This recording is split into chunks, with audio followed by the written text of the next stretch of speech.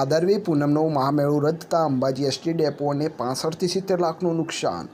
દર વર્ષે અંબાજી ખાતે ભાદરવી પૂનમનો મહામેળો ધામધૂમથી યોજાતો હોય છે અને ગુજરાત સહિત અનેક રાજ્યોમાંથી માના ભક્તો માં અંબેના દર્શન કરવા અંબાજી પદયાત્રા કરીને આવતા હોય છે। ત્યારે આ ભાદરવી પૂનમનો મહામેળામાં જિલ્લા સહિત રાજ્યનું તંત્ર ખડેપગે તૈનાત રહી આવનારા યાત્રિકોને સુરક્ષામાં લાગી જતું હોય છે।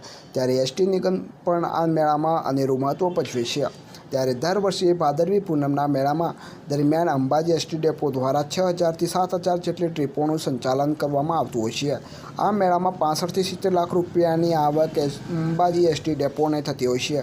પણ આ વખતે કોરોના વાયરસના કારણે સરકાર દ્વારા સમગ્ર જાહેર મેળાવાળા સહિતના અંબાજી ભાદરવી પૂનમનો મહામેળો પણ રદ કરવામાં આવ્યો હતો। ત્યારે આ ભાદરવી પૂનમનો મહામેળો રદ કરવામાં કહી શકાય છે કે વેપારી જગતને પણ એક ભારે ફટકો પડ્યો છે। ત્યારે અંબાજી એસટી ડેપોને પણ આ મેળો રદ કરવામાં આવતા ભારે નુકસાન થવા પામ્યું છે। અંબાજી એસટી ડેપોને આ મેળો રદ કરવામાં આવતા 65 થી 70 લાખ રૂપિયાનું નુકસાન થવા પામ્યું છે।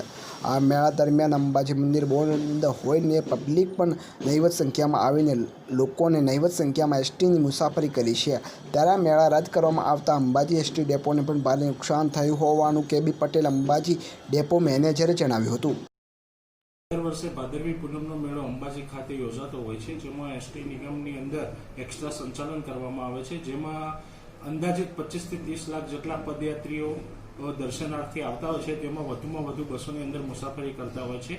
દર વર્ષે અંબાજી ડેપોને 65 થી 70 લાખ રૂપિયા જેટલી આવક થતી હોય છે, જેમાં અમે 6 થી 7000 ટ્રીપોનું સંચાલન કરીએ છીએ।